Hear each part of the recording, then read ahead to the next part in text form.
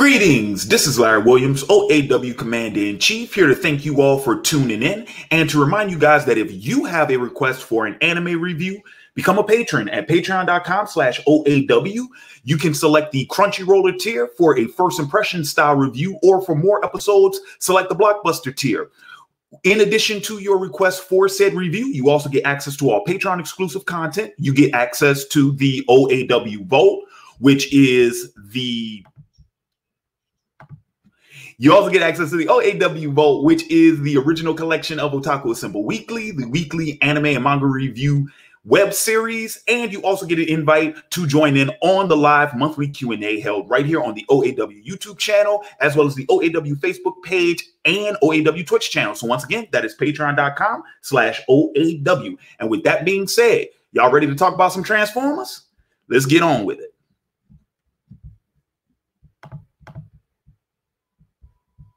Are you not entertained? Are you not entertained? Is this not why you are here? Greetings to everyone watching live and everyone watching after the fact. Shout out to the faithful and salute to the patrons. This is Larry Williams, OAW Commander-in-Chief.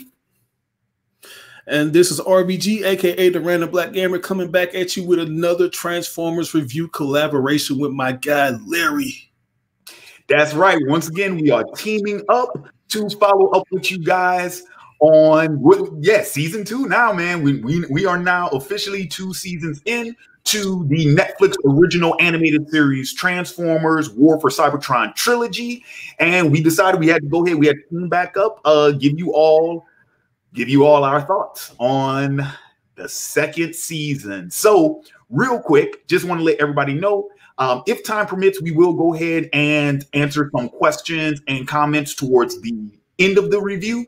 But if you want to make sure that your question or comment gets read live on air, you can always drop a super chat. We'll make sure to get to it before the end of tonight's show. Also, this will be spoiler. We are going to talk some spoilers in this. The series has been out for about 2 weeks now, so hopefully everyone has had a chance to check it out. It's only 6 episodes. 24 minutes apiece, so just shy of 3 hours. Hopefully everyone's had a chance to check it out before we begin, before tuning into tonight's show. So, all right, so I'm going to go ahead and give you all a, pretty much the lowdown, the brief description on the show, on the series and whatnot. And then we will go ahead, give you all our general thoughts, and then we will dive into more specific material as it pertains to Transformers Earthrise. All right, so real quick. All right, so this is going to be our review of the 2020 Netflix original anime series, Transformers War of Cybertron Trilogy, Chapter 2, entitled Earthrise, based on the Transformers franchise by Hasbro and Takara Tomy. The series was produced by Rooster Teeth, Allspark Animation, and Polygon Pictures. The series, once again, was written by F.J. DeSanto, George Krstic, Gavin Hignight, and Brandon M. Easton, with DeSanto also serving as the series showrunner. So once again, we still have the returning crew from season 1. From Siege.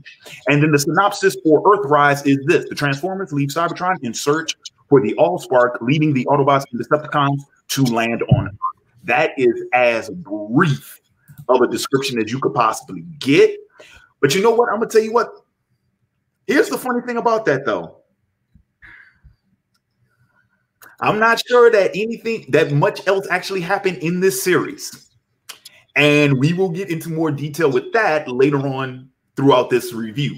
Real quick, just going to do a quick audio tag because I'm getting a little bit of feedback on my end. Okay, I was just going to say, if you need me to put on my headphones, I'll put on my headphones. If it's coming back as reverberage from my microphone. Just a little bit, yeah. Okay, let me set it up right quick. Hopefully I don't make things worse, but I think this will help out. Can you say something to me now? Can you hear me now?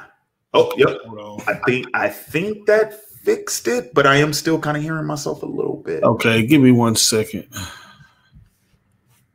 I don't know. Technology. There's always a glitch. You know what it is? It's those Those damn Decepticons. That's what it is. For real. Shit, they jamming the signal, man. They jamming the signal. Man. Oh, don't get me started on those, bro. Don't get me started on those. We gonna talk about those.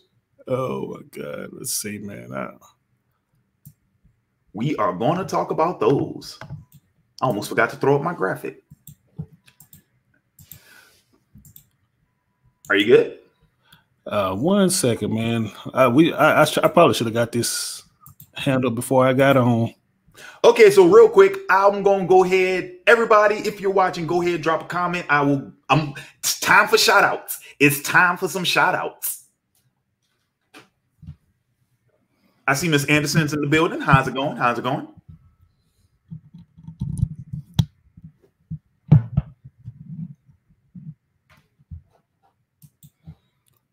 Can you say something now, Larry? Testing. 1, 2, testing. Wow.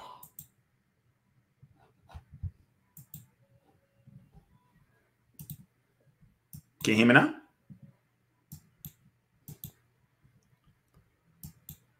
Still not hearing anything. Can you hear me at all? Okay. I think I hear you now. Say something. Okay. Am I coming in?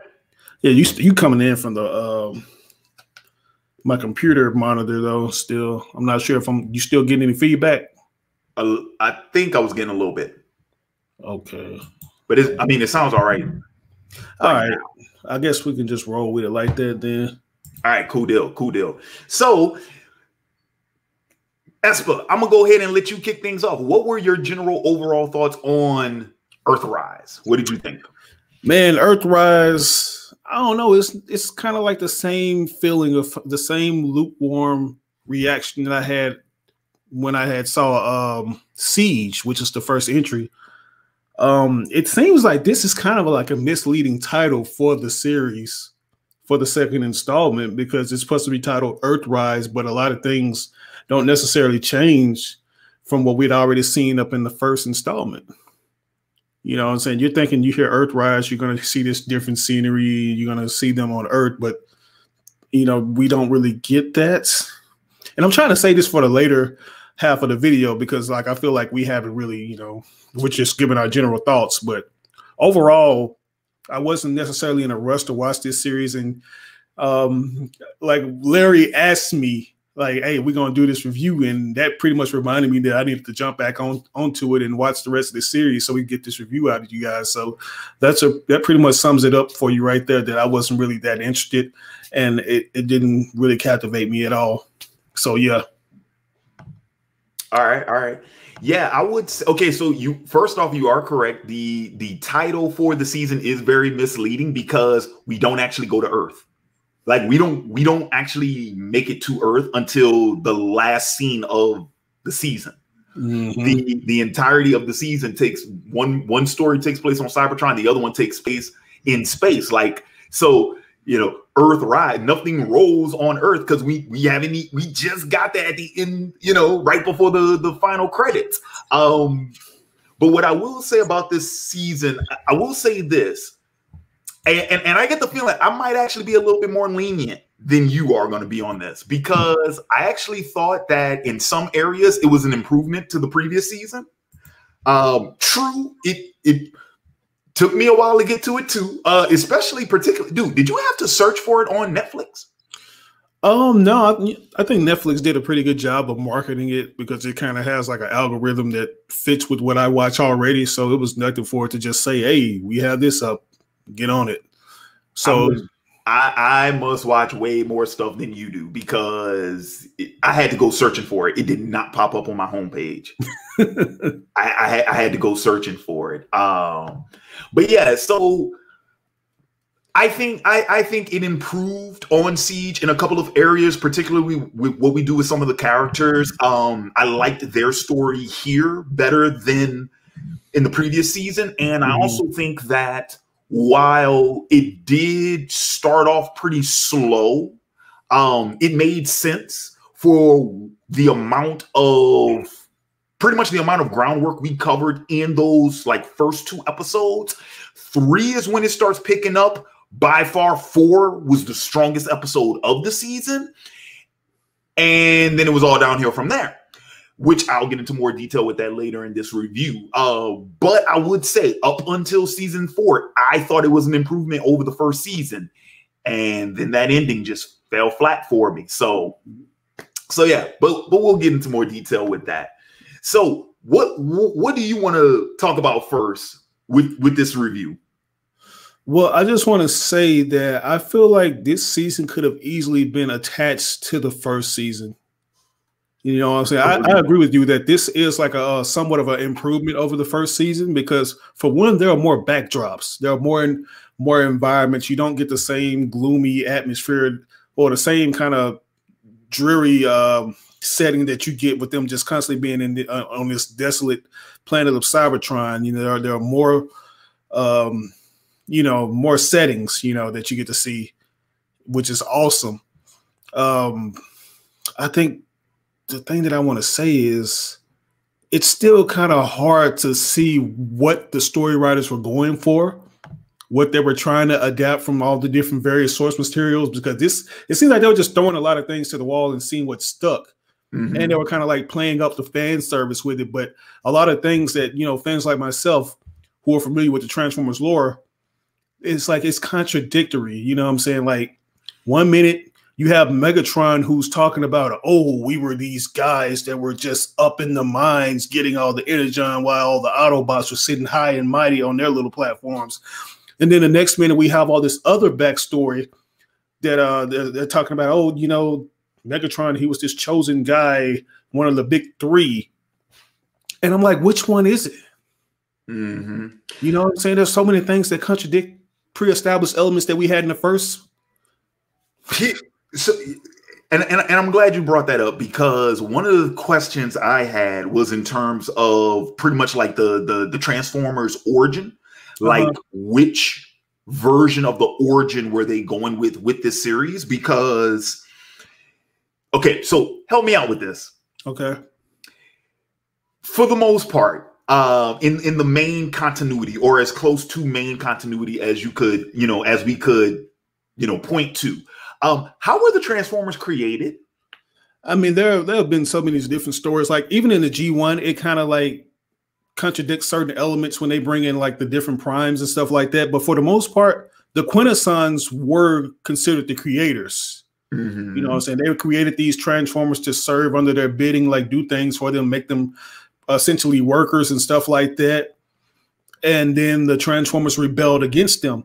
And then later on, we got other parts of the story talking about the different matrix of leadership owners and stuff like that, which brought in the different primes. You have that.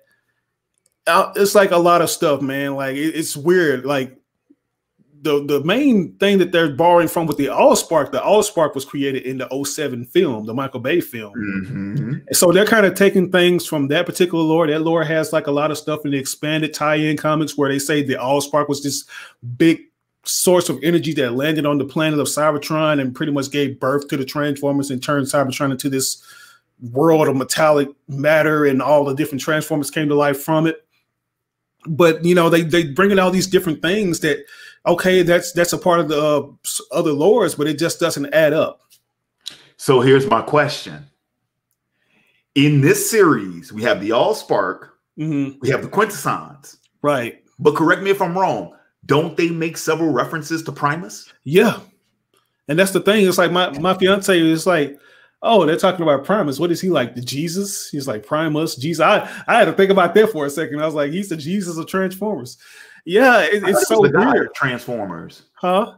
I thought Primus was supposed to be like the god of Transformers. He's essentially the god where Unicron is basically Satan, Right, he's the bringer of chaos, And don't even get me started on that, what I'm saying? It's like, if you got Unicron, we have to have Primus somewhere up in there, But notice in this series, we have all three. We have all three, and that's the thing. It's so confusing, and it doesn't know what it wants to do with the source material that it has at its disposal. And mm-hmm. I don't know, man. It's like, I'm not sure if like a casual person coming into this is going to understand it, but I just have like, my mind is just so mired in fog behind like this smorgasbord of like stuff that they've thrown in at us. I don't know, like character motivations kind of seem off. Prime is still an idiot. you don't like the Quintessons is like you don't understand their main objective. So and that was another thing I wanted to mention about the Quintessons, because we have one Quintesson. We have one Quintesson that appears in this series, right? What was his name? Was it Theseus? Yeah, Theseus. Yeah. And so we don't really get enough backstory with that character because it's the only Quintesson that's there. Right. But notice how they encountered him on their way to the space bridge, right, that they thought was still open because there was a space station that was slammed into it. Here's the funny thing about that. We know what ends up happening with Theseus later in the series, but I find it kind of funny that it's like, if in fact the Allspark is responsible for being the main power source on Cybertron, because now that it's gone, the planet is dying, and the Quintessons are the ones responsible for creating the Transformers, don't you think a lone Quintesson would be out trying to get the Allspark? Yeah, you would think that. You would think that. It's like you have this race that was considered like a superior race at first that was pretty much just ran out of its kingdom by these Transformers, you know what I'm saying? And like, if they know all the things about the Transformers, they should know how to control them easily, right?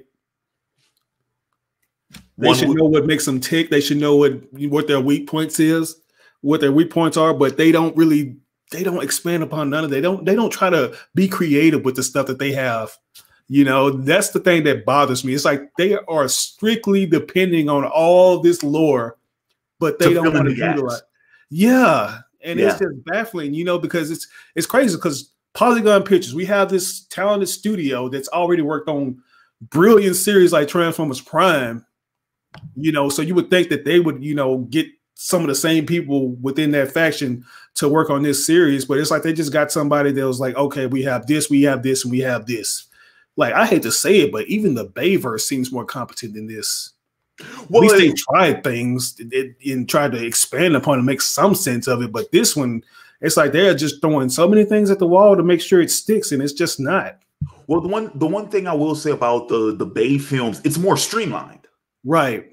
You see what I'm saying? They, granted, I don't like the way they incorporated some of the pieces from the source material, but it still stays within, you know, within the, I guess you could say, the direction that those films were going in. Even when with some of the Mark Wahlberg ones, where it seems like they started going this way and that way, it's still a lot more streamlined when you look at what's actually going on in the films and whatnot. And yeah, and it's like you said, this one is just taking bits and pieces and, you know, trying to make a gumbo. But yeah, man, I think that root might be sour, bro. Yeah, it's like you like those elements can stand on their own. If you're gonna use functionism, then use functionism and expand upon it. Or if you're gonna use the whole Quintesson thing with the Transformers being like slave laborers, then use that and expand upon it. Don't take various things and just throw it together and then take these characters that are polar opposites from what they were in the original stuff. It's like you're just playing with different toys at this point. Well, and that's exactly what they were doing. Exactly. Right. So let me see.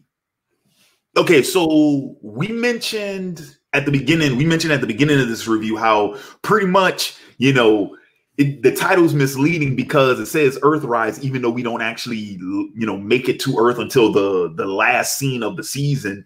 And I broke down the little brief description, and I said that, you know, not much actually happens throughout the series. So let's talk about that. Let's talk about that, shall we? Because essentially, like I said, we have two storylines in this season. We have the Cybertron storyline, which is pretty much the aftermath of Optimus and his crew leaving, and the remaining Autobots pretty much trying to survive on this desolate Cybertron. And then the other story is Optimus and his crew aboard the Ark as they are trying to track down the Allspark in order to bring it back to Cybertron. So that's the first thing there is to clarify what it is that Optimus and his crew are actually doing, which kind of sort of, I mean, I see what they were doing, but it does sort of seem superfluous because it's like, why the hell did you take the Allspark off of Cybertron in the first place if you're just going to turn around, go grab it, and then come right back. Like that right, scene, bro. That's the thing. Like the scene, it feels like a 5-year-old who was playing with his Transformers, and then he changed his mind halfway through the script. That's basically what they took. Like they took that straight from Michael Bay. That's his concept. You know, like the whole Allspark. There was a thing that Michael Bay and the writers thought of, and you know, and just kind of neglected it later on. It's like the Allspark gets destroyed. What other hope do they have? And now they're just in like up shit creek on what to do with it and how we can bring these characters back to their planet. Like I don't even know whose idea was it to do that. But I mean, not that I'm trying to defend those films or anything like that, because I can't stand. Well, the first one's okay, and I thought the fourth one was watchable. But that's just because I'm a Mark Wahlberg fan.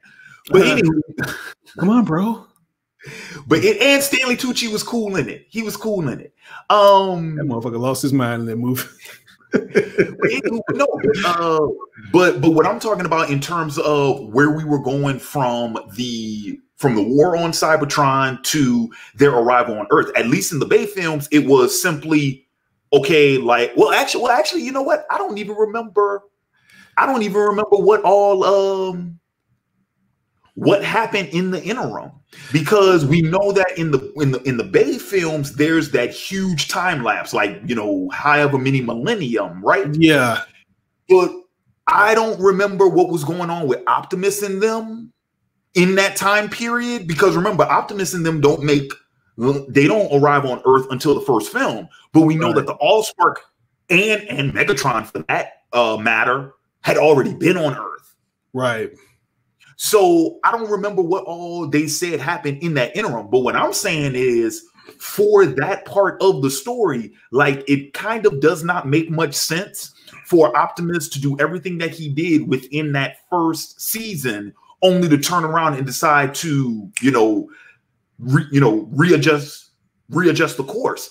And you know what's funny about that? So, man, I didn't want to get into this until we started talking about the characters. But real quick, the redemptive arc for Optimus, I actually dug that, and I thought it actually worked well. And I thought that was a better character arc here than the whole sort of like reluctant hero, constantly questioning himself, unconfident, leader Optimus in that first season. Like, this made a little bit more sense, but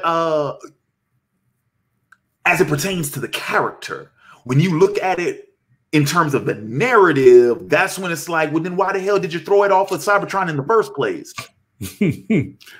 That confuses me. Like, that confuses me as well. It's almost like they're just trying to, like, the whole point of them doing it, like in the Bayverse, like in terms of like the continuity up in the comics that ties into the movies, was to kind of do like a diversion to get Megatron to think that they were going to send it to a place that they weren't. And then when he gave chase to it, he ended up getting frozen into interstellar jet mode. And, they'll be like, okay, well, this is our chance to get it back. The Decepticons have lost their leader. We have the upper hand. Now we can get this thing back and bring it to Cybertron or whatever and rebuild. You know what I'm saying? But here it's like they just want to get it away from Megatron. There's no real plan. It's like I don't know. It's like Optimus Prime just did it out like on a whim. Like, it's gone. What are you going to do about it? We'll try to fix things later and bring it back. That's that. And dude, and what's crazy about that though is we have all of this going on. The fight for the Allspark and all this stuff jazz. Dude, I'm sorry. Was it not in the previous season? They didn't even know the Allspark existed. Yeah. They said it was a myth until they actually found it. And then here's the other thing too, because I can't help but think it's like, because Optimus was, he was like, oh, we have to get it before Megatron does. You realize all that you had to go through in order to get the Allspark in the first place? Now, I know Megatron's a bad boy, but you're talking about a considerable amount of effort. Like, you talking about sparks were sacrificed to get to that damn thing. But like I said, like someone mentioned, my man Dijon mentioned in the comments, he says these MacGuffins got to drive the plot. No, they don't. You want to know why? Because good storytelling is character driven, and you already have a foundation and a premise to rival. You have the makings, the bones, the skeleton of a traditional war epic. It's a war story. Okay, it's a war story. Autobots, Decepticons, Optimus Prime, Megatron. Ideological differences, comes to blows. What's at stake? Each faction, the survival of each respective faction, and the survival of the Cybertronian race entirely. Right? That's enough. You don't need no damn Allspark. Didn't need an Allspark. Okay? So, but yeah, so that was crazy in and of itself, right? But here's the thing, man. It's like I still want to give the series some credit because they did have good setups for some of these stories. So the desolate Cybertron and seeing what the Decepticons are doing in order to pretty much preserve as much Energon as they can so that they can survive, that I thought was cool. Especially the whole Project Nemesis piece. I was like, oh my God, that was pretty cool. That was all right. I was like, as soon as he said Project Nemesis, I already knew what he was getting at, though. I was just wondering how they were going to go about doing it. I was like, it's going to have to be something sinister to go with it because the way he said Project Nemesis. Well, you knew they were going to have to get off the planet some way. Yeah. I was like, I know it's going to be a ship, but, you know, some people might think it's some kind of like Order 66 or something like that, you know? Oh, okay. Well, yeah, sure, I guess. I don't know if I think I did know. I was like, isn't that the name of Megatron's ship? Yeah, it's the name of the Decepticon ship. Yeah, so okay, so I knew that, but it still makes sense because you know you got to pilot. You need Energon in order to pilot the damn thing. Right. And when you take in consideration what it is, so he called his own people so that he can afford to get off the planet. That sounds like something Megatron would do. Yeah. So, but yeah, so like that little story, and actually, you know what? I will go as far as to give the series this credit. I think the Cybertron, all the stuff on Cybertron in this season was good. I think all of it was good. I also think all of it could have been in one episode. Yeah, it could have been in one episode. Two, because you want to know what's funny, Larry? You want to know what's funny about it? It's like the whole going to Earth thing. That was like the first 2 minutes of the first episode. Yeah. You know, in the original G1. You know what I'm saying?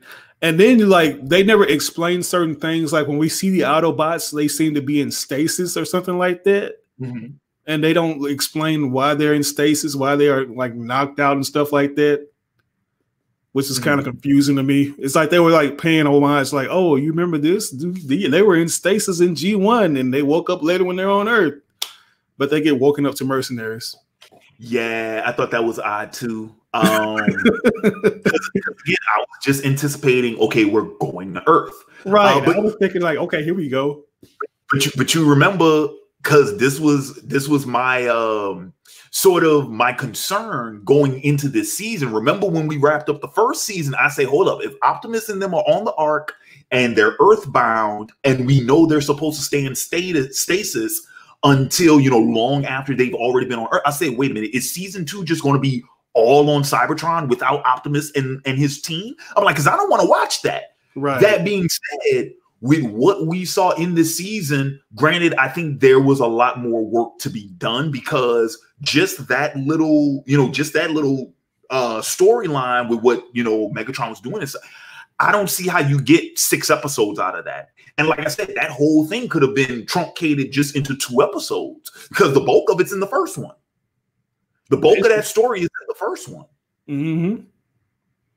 And if you look at all of the Cybertron scenes in all of the subsequent episodes, if you put all those scenes together, you pretty much have about another half to 3/4 of an episode. So you really could have done all of that just in 2 episodes by itself. But that I thought actually worked. That was something I thought was actually good. Yeah. And I would also say that the Okay, let's talk about the space bridge. The space bridge story, that I thought was decent enough by itself too, especially since it sort of played out like a 2-part episode. Yeah, well, yeah, it was a 2-part episode. It was a 2-parter because that whole 3rd episode was them, finding the space bridge, getting, we were doing the cool little sort of horror thing. You got that alien vibe from it where it's like they have to go into the space bridge and it's like, and it's, it's been deserted for so long and clearly something's living on that damn space bridge, lurking in the darkness. So they got to go tracking through the halls, putting the power up. You got to do all this technical shit, right? All of this engineering work, right? Meanwhile, they're being stalked, by this. Well, we found out it was Scorponok, which how? Are we talking about like? Well, I think you're thinking about Scorponok from Beast Wars, right? Well, no. Well, no, but that is the character's name, right? Yeah, that's who that was. I mean, it kind of is, but it kind of isn't. His name was Scorponok. That's what it said in the captions, because I watched it with captions. It's not necessarily the same Scorponok from Beast Wars. That's what I'm trying to say. It's like a totally different one. It's a headmaster Scorponok from the G1, which is like the giant Scorponok. Yeah, well, and so my question was, how did he end up on that space station? Yeah, that's the thing that gets me, man. There was so much stuff going on. I'm like, okay, he's saying he belonged to the Scorponok race, but he has a Decepticon symbol on his chest, and I'm like, where does this fit into the lore? Why are they going at it? And then my other question was, with the planet that was on the other side of the space bridge, I'm like, wait, was that supposed to be his planet? I have no idea. It's like I remember him mentioning the Quintessons and stuff like that. That was one thing that I liked. Like when he was chastising Megatron, it was like, you say that, the Quintessons made us fight and stuff like that, but you were doing the same thing that they were doing, showing your superiority and engaging in combat with these other factions that really don't want to fight. Megatron was going crazy off of that. I like that, but it's like, where does everything start? Like, what's the original origins of these guys? Because there's so much stuff going on. It was just so confusing. Like, okay, was he created by the Quintesson? Did he serve them? Who is his maker? Well, no, I'm assuming that was the same, but my questions came like because we don't get enough on that character's backstory, because we just know that he's the quote unquote last one, right? But we don't even know what happened to the space station, right? Like, we don't know what happened to that space station, why it was that it was. Did they ever say, like, did they ever figure out why it was that it was stuck in the space bridge like that? I don't know. It's like I just assumed that it had something to do with the Quintesson stopping them from escaping into this portal or whatever, or it just malfunctioned in some kind of way. Because I know they mentioned that, like, sometimes like they have like a certain fail safe on them where they don't do something. I forgot how. The space bridge has a fail safe in it to where it won't close if something is passing through it. Right. And so that's why it stayed open. But yeah, so like, but that was the whole thing I was trying to figure out. I'm like, so did the space station belong to Scorponok and his people? Because notice there were no life forms on the planet on the other side of the space bridge, so it's not like they escaped. Yeah, and he himself was taking refuge in the space station. He never went. It's not like he went across the space bridge and decided to get off. Yeah. So that's one of the things. How? Yeah, I didn't get that at all. I didn't know if he was just one of the last ones that survived on that vessel, or because they make it seem like there's like a rift, like there's like a little time continuum with like in between that, like both sides or something, right? Where it's like this place that like it's basically like void of everything. So I was thinking that maybe somehow they got trapped up in that dimension while he still remained on the ship somehow. Optimus and Bumblebee were able to take their ass right across that space bridge and come right back. Right. Yeah. So I don't know that. Yeah. But like I said, the series, they had multiple like good ideas in terms of the stories they were telling. And of course, you know, with that Space Bridge story, like I said, episode 4, the forced truce with Optimus, hands down, that was the strongest episode. That was the best episode, I think. I will give the series credit. The writing for that I thought was really good. The dialogue was on point. What we did with Optimus and Megatron in that scene and how that whole all of that I thought was good. But I did have one glaring complaint, and I was getting ready to, dude, I almost screamed at the TV when this was happening. Say, bro,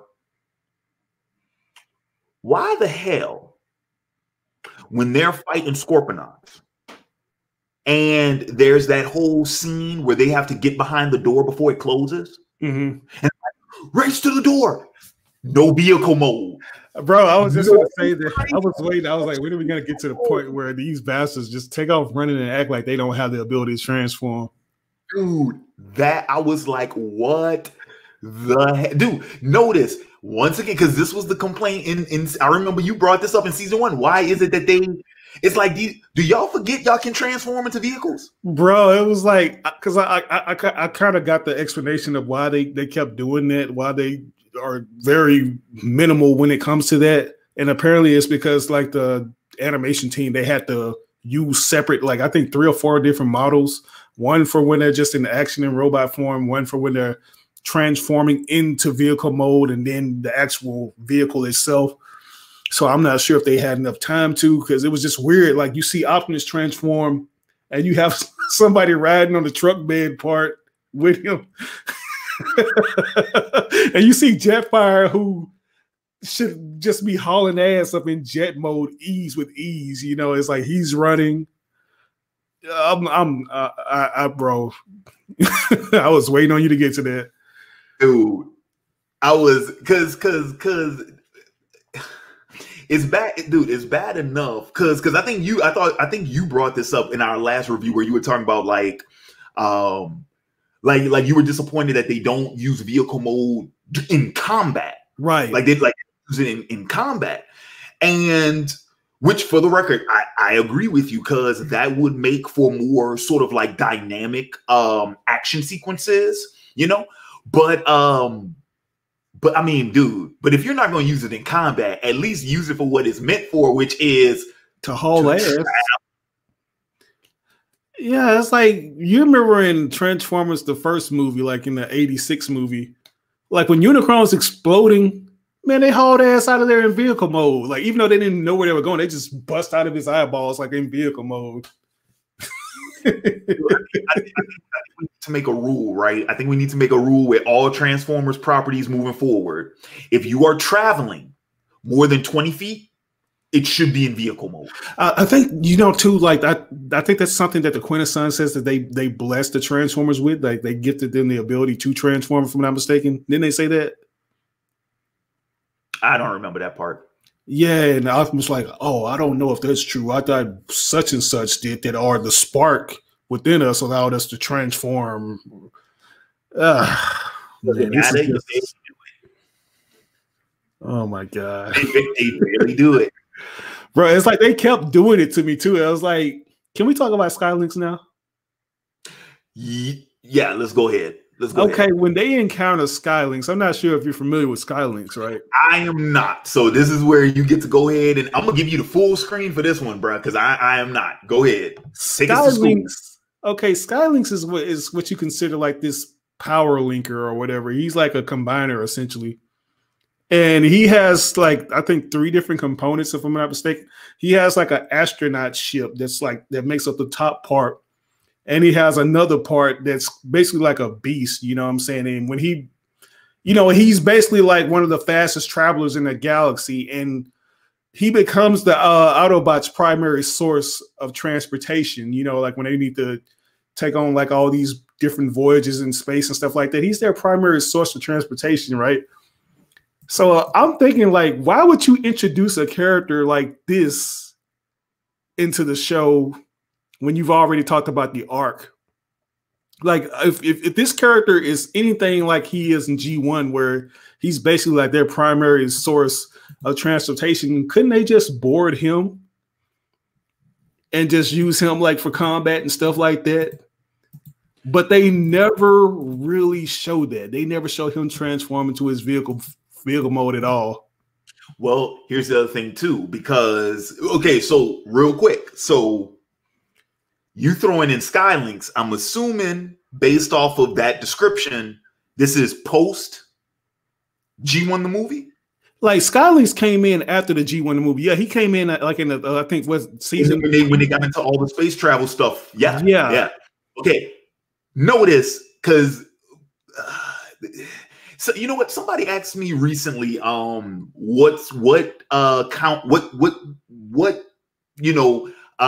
as like bad fan service. Mm-hmm. Why the hell is Galvatron here? Yeah. Hashtag bad fan service. They were going hard with the fan service too. Like the way he just comes in with a little pose and stuff, just like in the old G1 movie and stuff like that. It's like, it sounds good on paper, like with him, like, oh, I'm trying to make sure his model looked like shit. His model looked like, dude, he looked like a toy. Yeah, he looked like a PlayStation 2 cutscene character. Mm-hmm. It's like the whole jargon, back and forth jargon with him and Megatron didn't make any sense either, because at one point he's trying to convince Megatron to trust him, and Megatron says, I trust nobody. It's like, as you should. You shouldn't trust anyone, not even me. Now go get that matrix of leadership to ensure that your future is better, and blah, blah, blah, blah, blah, blah. And I'm like, what is going on? Dude, the whole 5th episode, I think they should have cut. And you know what? And it's sad too, because I liked the sort of like training sequence that we got with Optimus and Skylinks. Mm. My argument is, why the hell could that have not been Alpha Trion? Yeah. Because we made this big freaking deal about the Alpha Trion protocols and them going to Bumblebee and stuff like that last season. Why didn't we keep that around if we were going to be doing this? Because wouldn't that have made more sense? Or how about this? How about this? Even if you were going to do the whole, what was it called? The Dead Universe. Mm-hmm. Why not run into Alpha Trion there? Right. I was thinking that's when the Matrix of Leadership would just activate instantly. You know, like it'll just reveal everything, because that's usually what it does. It lights their darkest hour. But for some strange... Oh, Larry, why you do this to me, bro? I'm just asking questions. Oh my God.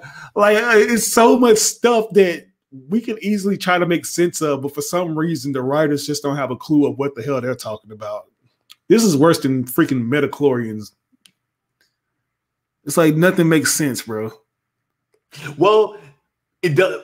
The problem is it doesn't make sense within the narrative that they've already constructed, because that's all we're really talking about, right? We are talking about inconsistencies within their own narrative. Mm-hmm. Yes, we're referencing, the Bay films, we're referencing G1. We'll make references, this is that and the other.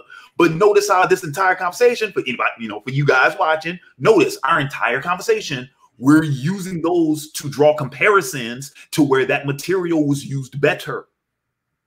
If you're going to take material from all these different places and try to blend it into your own narrative, it has to at least be cohesive. And that's the issue, because like you brought up, too much of the material that they already supplied us with, they are contradicting in this season.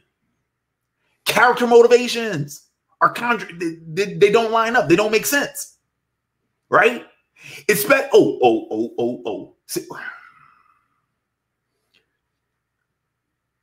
talk about Megatron.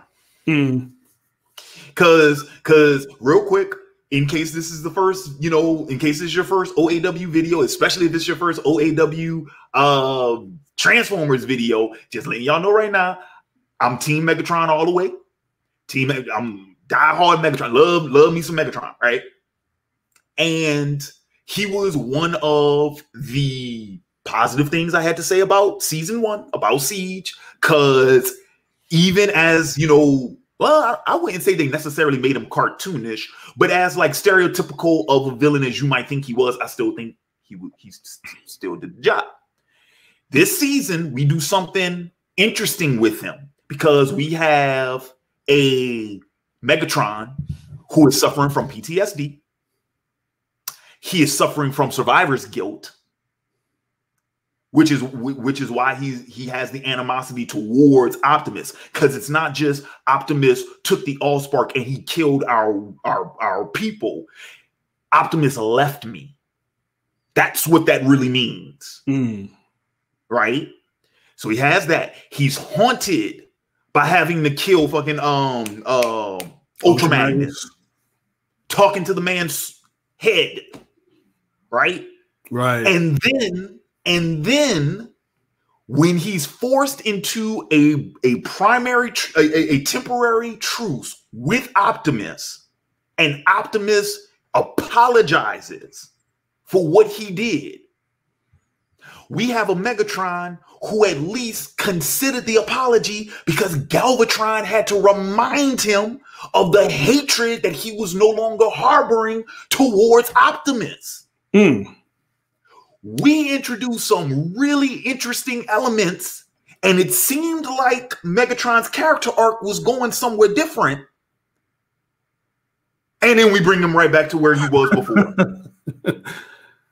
Yeah, it's crazy because both characters are, like Optimus and Megatron, they're both going through some kind of training or, like they're getting a good talking to convince them that they need to do certain things in order to progress and bring Cybertron back to its former glory.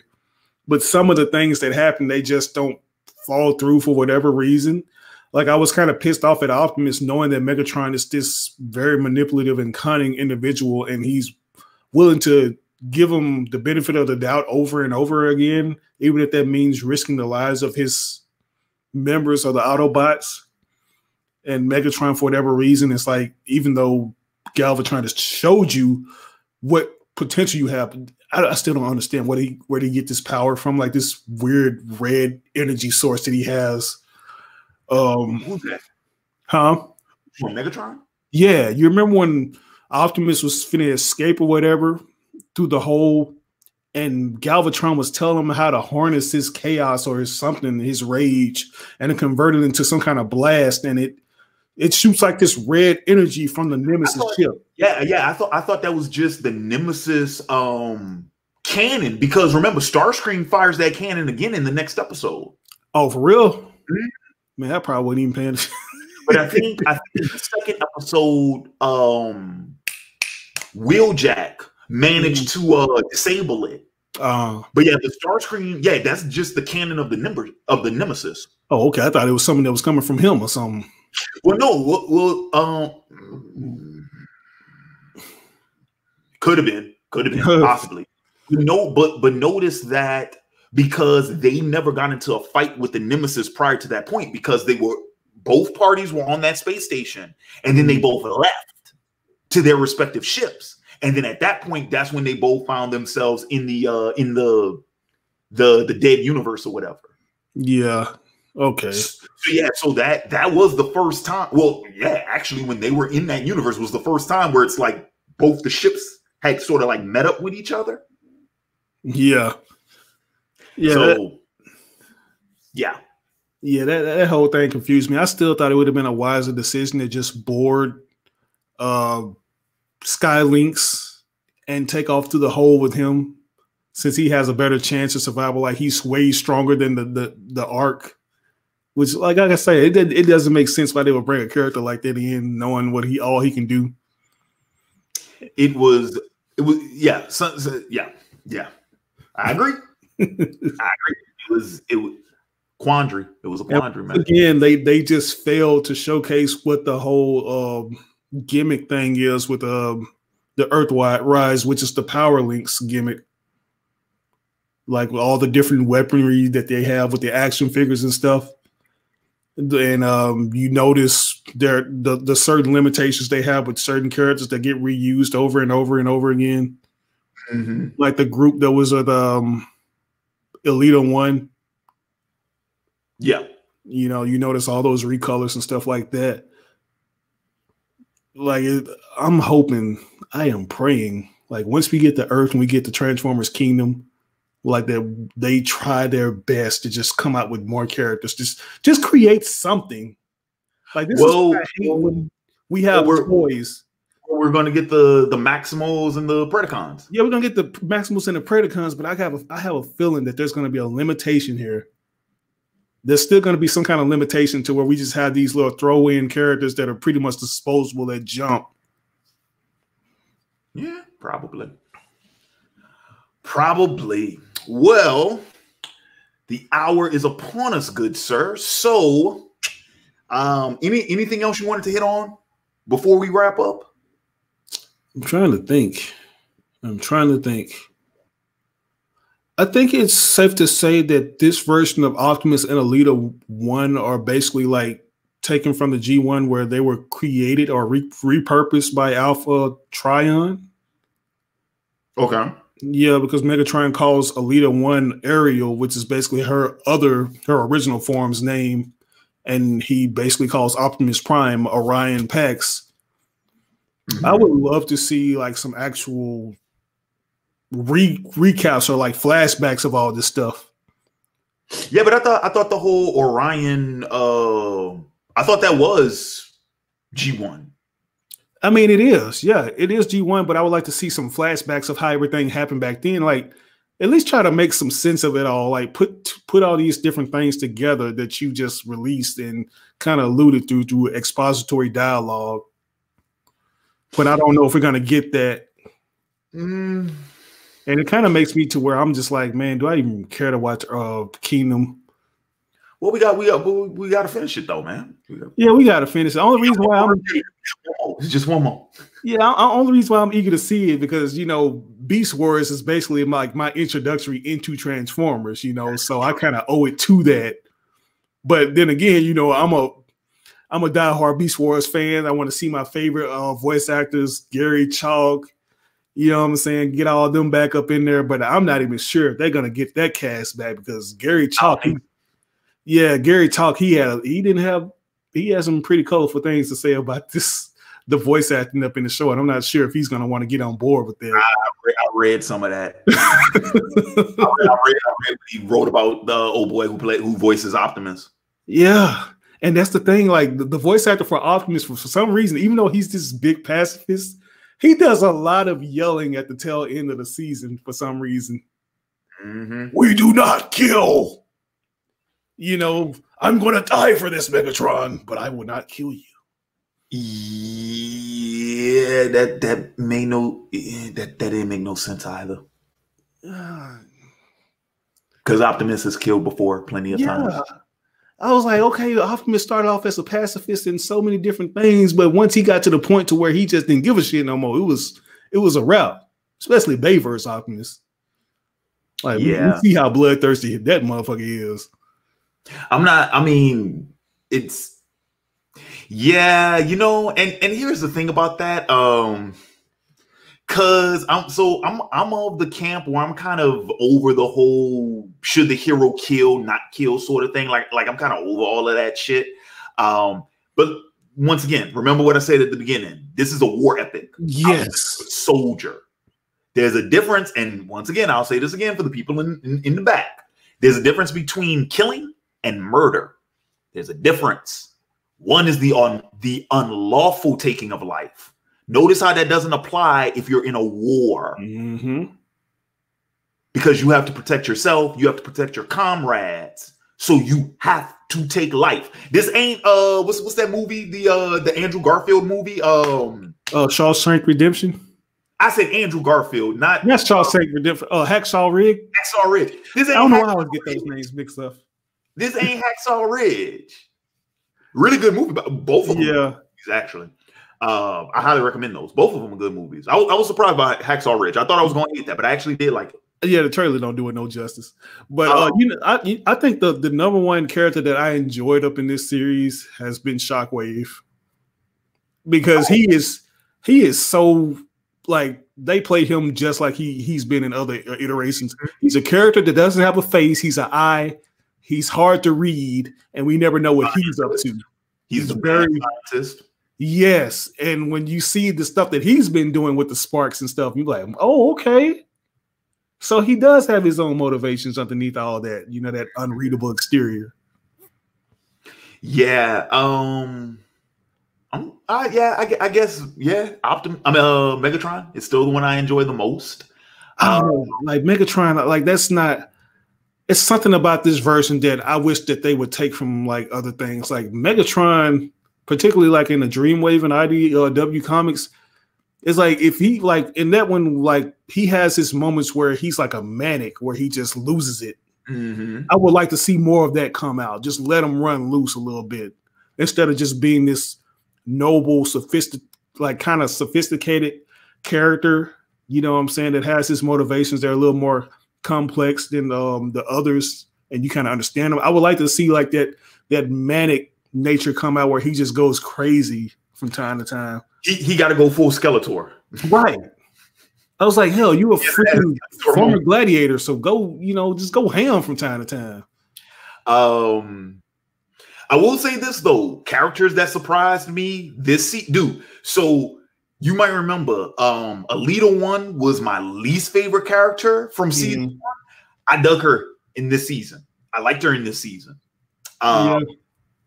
She was better this season than last season. I think that was an improvement with her. But I think that's pretty much it, because I didn't really care much for Bumblebee in season 1. Didn't really care much for him here. I mean, he's okay, but for the role he had in season 1, he doesn't get enough to do here. Yeah, I'm still trying to figure out what is the ugly one. Like they keep referring to him as the ugly one because he's yellow. Yeah, I was like, okay, like y'all just saying this because y'all know y'all ain't got that many toys to play with. Y'all just gonna keep calling him the ugly one. Just point that out. And you know what? Now that I think about it, yeah, we don't. Another criticism I'm gonna have to, another downgrade I'm gonna have to give for this season. We don't get much of the cast, right? Notice how, like in season 1, like almost every main character has, like, dude, Ratchet is barely in this season. Yeah. Ironhide is barely in this season. It really, amongst the Transformers, it's really just Optimus, Bumblebee, RC, and Wheeljack that do most of the stuff. Right. Did they ever explain why the Quintesson went crazy and cut all the other faces off? So that they didn't have to bother with consensus. Yeah, I was thinking, I was like, okay, maybe it's like it's the one that doesn't want to pay the mercenaries, the Energon, and all that, and it wants to have supreme dictatorship or something. Mm-hmm. But I don't know. I just thought that was weird because I remember like everybody was like, "What's that?" Quintesson went full Skeletor. Yeah, it went crazy. I was just trying to figure out what was the reason though, because the Quintessons are already evil in and of itself. You know what I'm saying? They alluded to how like their definition of innocence, means something else. Like, oh, you're innocent, but you're still gonna die. Mm-hmm. Kind of like in the OG1 cartoon. Yeah, no, I think it's because your man Decius was, reformed, mm-hmm. and it's like, okay, you got to go. It was like, hey man, you can't just cut his head. Oh, I can't. Okay, then you go too. Right. Okay, then you go too. That's pretty much. Yeah, I didn't understand it though. I was like, is there some kind of supreme rule of power over that body when they do that, or they just think, oh, this motherfucker ain't gonna be crazy enough to do that? Nope. You're dead. You're dead. Yeah, but people, we tried to make as much sense of this as possible, but this was just pretty much just all over the place because the show is all over the place. Yeah, and it kind of is, and it's so weird, but like one of the viewers said in the comments, it's just to sell toys, which dude. But you know what though? Here's the thing about that though. Are they really though? Are they from the show? Because once again, we don't know what ratings look like because it's on Netflix, but I don't imagine too many kids watching this on Netflix. Right. You see what I'm saying? Yeah. So my thing is, it's like, I don't really think the show is helping with any toy sales. Like those toys would probably just be selling the same whether the show existed or not. Yeah, it's like these toys are even hard to distinguish. It's like you have so many different classes of these toys. You have the leader class, and you have all these other deluxe classes of figures. And Earthrise is kind of like they call it Earthrise. They don't even use the Earthrise toys that are associated with them. Optimus still has his Siege look, and all the characters they have their Siege looks. Mm-hmm. So I was confused by that. I don't know. So I doubt that they're trying to pay attention. I just think they're just using what they already have available with these toys. And that's pretty much it. Yep. Because the toys have been out for years, like before this show was even made, like the Siege toy line and all that. So exactly. So it can't, I mean, we're not pushing sales with this show. Exactly. We depend on conventions and stuff for that. Yeah. So all right. So final thoughts, good sir. Final thoughts. This season did not impress me. I pretty much willed myself to watch this. Kind of fell asleep on the last episode, but for the most part, I think I got what I needed to out of that last episode. Overall, I give this season a 4 out of 10. Okay, we're going back to the grade system. We doing 10. Yeah. So yeah, and like I said, for me, it was an improvement over Siege in some spots. Mostly with the character stuff. Siege had a better overall story. This one was better with some of the character stuff. And again, like I mean, dude, like I keep seeing this with a lot of material. It's like I see the concepts, and those are some good concepts, but the execution, it falls flat on that. They don't pull it off as well as I think they could. So it is one of those like A for effort type things. You just got to stick the landing. For that, I'm going to give it, let's go back to school. A 70 would be what, a D?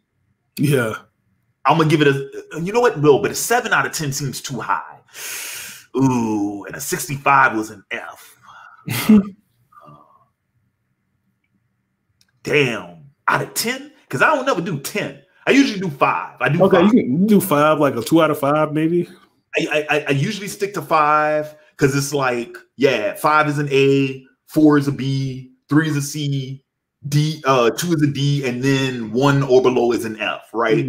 Because just you sort of get a 1 just because you exist, because like making television shows and movies and shit is hard. So it's like the fact that you even made it to broadcast, okay, you get a 1 at worst, right? Unless you just trash, in which case you get a 0. I don't remember if I ever gave a 0 to anything. I didn't even give Man of Steel a 0. Damn. For this, you know what? 2. A 2 out of 5. Yeah, that's what I was thinking. It's like a D. 2 out of 5. 2 out of 5. It's not the worst thing I've seen. But it could be better. Yeah, but it could be better. Better execution. Definitely could be better. All right, well, that is going to go ahead and wrap up our review. I want to take this opportunity to thank my man Random Black Gamer for coming through with the collab. Oh man, anytime, man. I always am happy to just come in, man, and just jump in and talk to the OAW faithful and chop it up with you and come with these collaborations. And if you guys are interested in more Transformers discussions, you can follow me over at Random Black Gamer on the YouTube channel, Random Black Gamer. And you can follow me on Random Black Gamer on my Twitter handle and Random Black Gamer 88 on my Instagram. Follow that man. Follow that man. Good stuff. Good stuff. All right. Yeah. So I want to take this opportunity to thank everybody for watching live. Thank everyone for watching after fact. As always, be sure to like, comment, share, and subscribe. You can follow me on social media, facebook.com/OAW Entertainment, twitter.com/OAW ENTMT, twitch.tv/OAW _ right here on the YouTube channel, of course, youtube.com/OAW Entertainment. And last but certainly not least, if you guys want to request an anime review of your own that you would like to see right here on OAW Entertainment, become a patron at patreon.com. Oh, it's all the way over there by you, man. Yeah, that way. Patreon.com/OAW. And you can The same height for that. You got to be the same height and relative size in order to pull off the fusion dance. My bad. Yeah. See, that's why we was doing the NWO thing or the Randy Watson. Oh man. Oh, that takes me back. That takes me back. Right. But yeah, once again, that's patreon.com/OAW. I have tiers for what you guys want. Discussion of the week, top 5, anime review, manga review, movie review, TV review, advice corner, all of which you can find on that page. Thanks. All right, and so what to keep an eye out for? So real quick, I gotta do this again. So last night I had an anime review. I announced that I was going to have like a top 5 or a discussion of the week or both ready for this weekend, and then I forgot that WandaVision drops on Friday. So that might actually be the video for this weekend. Is my sort of like first impressions, or I guess you could say the pilot review for WandaVision. I am probably going to be doing that this weekend. But once again, follow me on social media. Follow me on the YouTube channel. Stay posted for updates. I will let you guys know. All right. And with that being said, this has been Larry Williams, OAW Commander-in-Chief. And this has been RBG, aka the Random Black Gamer. And we are signing out, ladies and gents. Until next time, peace. Are you not entertained? Are you not entertained? Is this not why you are here?